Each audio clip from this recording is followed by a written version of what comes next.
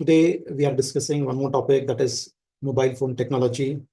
In this series, we will have more videos where we will discuss more about mobile phones, what is inside mobile phone, how to repair mobile phone, what are the important component parts which comes in our subject, that is communication subject. Okay, so we will learn mobile phone technology. In this series, first we will discuss about the mobile phone technology, right? So everyday tool, it is an everyday tool. Please remember, you can see in this picture, there are so many things here over here, but you please remember, for getting all these things, you need only one device, that is mobile phone. That is, inside mobile phone, you have a computer, you have a radio, you have a music player, you can store credit cards, you can check your emails, and you can do your work. So how important is your mobile phone? All right. So we'll go to the next slide. Basically, the mobile phone was made for what purpose? For voice communication. Okay, like telephones work like a voice communication. No? So mobile phone actually are voice communication, but advancement, that is the smartness in the mobile phone, came day by day, and it has become like a computer, and moreover, it has become more smarter and smarter nowadays. Okay, so what you have to understand, what we can understand, it is the mobile phone is for voice communication, basically like our telephone, which was invented in 1876 by Alexander Graham Bell. Okay, right. So next slide. Okay, we have to understand the wireless. That is, when we talk about mobile phone technology, it is not a wired technology. It is a wireless technology. That means the waves, the signal travel, the incoming or outgoing or transmission or receiving takes place. The medium is air. To the atmosphere, we get or we send the signals. So we call it as a wireless phones, which receives their signal from tower. Okay, the tower we call it as a cell or cell tower, or typically the area, right? So area means what? The signal which is coming to the cell, or the which is given by the cell tower or sent by the cell tower, it is typically hexagonal shaped, the cell, right? That's why it is called a cell. Okay, so whatever the signals, what we get is a hexagonal shape.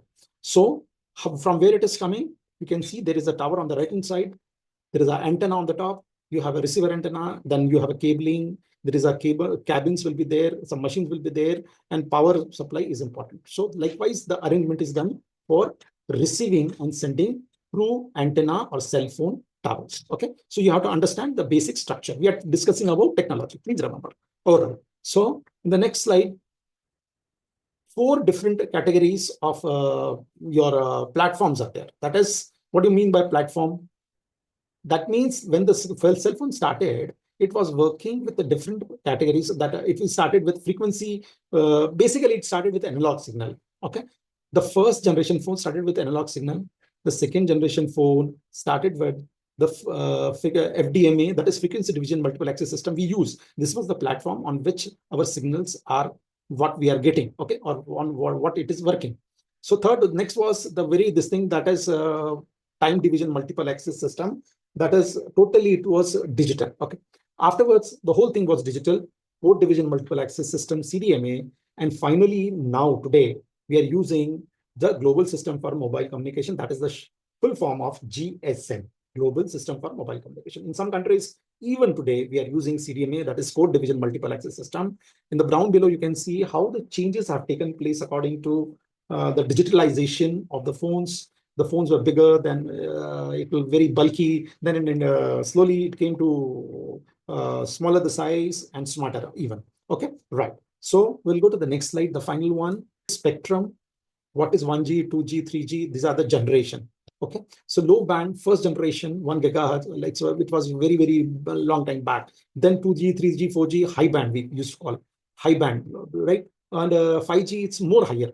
So on the left hand side, you can see there are different type of frequency band which is working, especially in my country, that is India. Okay, so it starts with 700 megahertz. Whenever the question comes, what is the frequency of your service provider or your phone?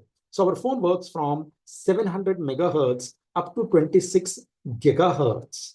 Our phone works with 700 megahertz up to 26 gigahertz. That means if you insert any of the SIM card of any of the company, it has to work. Okay, so that is the meaning that, okay, so 700 megahertz, 800 megahertz, 900 megahertz, these are very, very common frequency. 1800 up to 1800 megahertz, these are very, very common frequency. On this particular frequency, the 4G and 3G work. Okay, up to 2300, the 4G and 3G were. Please remember the 3000 after 2300, that is 2500 megahertz, the 5G service started. Okay, so 5G service uses different frequencies, right? Different companies will have different bandwidth and different frequency allotted by the government, right? So like in Airtel, you have 3500 megahertz, the 5G signals, and Vodafone and Jio, that is Reliance Jio, they work on this particular frequency. Okay, so BSNL is constant working on that particular frequency, 700, 800, it is working on all that particular frequency. So spectrum and frequency, this you have to keep it in mind.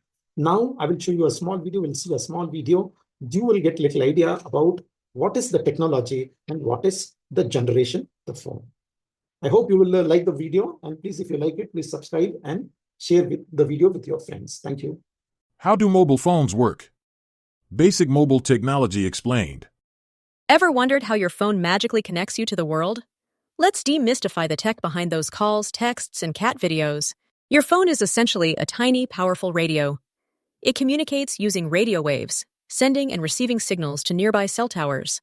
These towers are strategically placed to cover a specific area, forming a cell. When you make a call, your phone converts your voice into an electrical signal, which is then transmitted as radio waves. The nearest cell tower picks up this signal and relays it to the recipient's phone, either directly or through a network of other towers. Early mobile phones used analog signals, but modern phones use digital technology. This allows for clearer calls, more efficient data transfer, and features like texting and internet browsing. Digital signals are encoded into binary code, zeros and ones, making them easier to process and transmit. This also allows for encryption, keeping your conversations private and secure. The SIM card is a small chip that identifies your phone on the network.